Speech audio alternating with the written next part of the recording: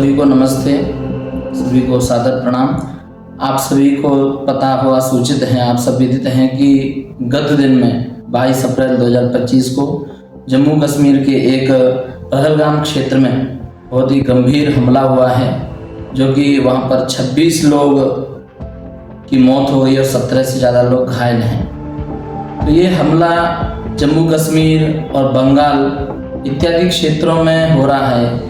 क्या इसकी जो देखभाल करने वाले लोग कौन हैं? क्या इसकी सुरक्षा नहीं हो सकती है? क्या हमारे वहाँ के लोग हैं, उनको इतना प्रताड़ित क्यों किया जा रहा है? इस विषय को हमें देखना होगा और सरकार को भी कई विषयों पर केंद्रित करना होगा ध्यान को।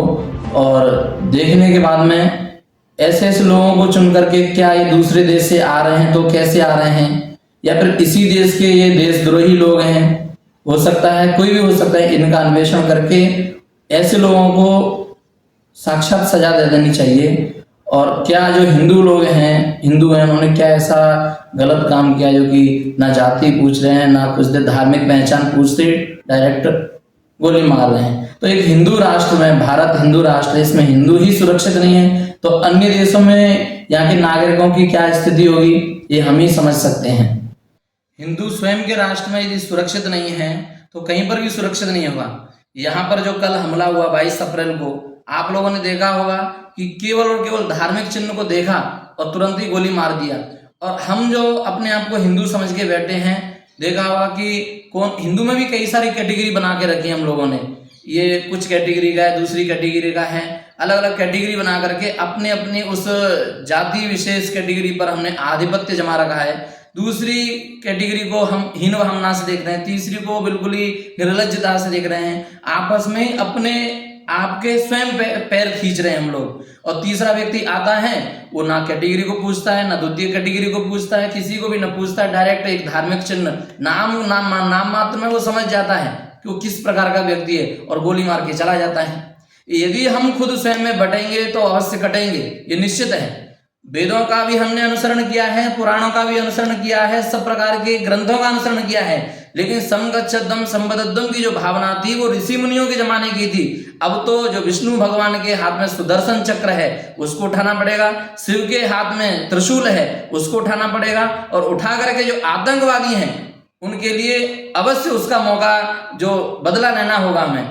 हमारी सुरक्षा हमारे हाथों में है, ना हमारी सुरक्षा सरकार करेगी, ना ही राज्य अंतर्गत मुख्यमंत्री करेगा।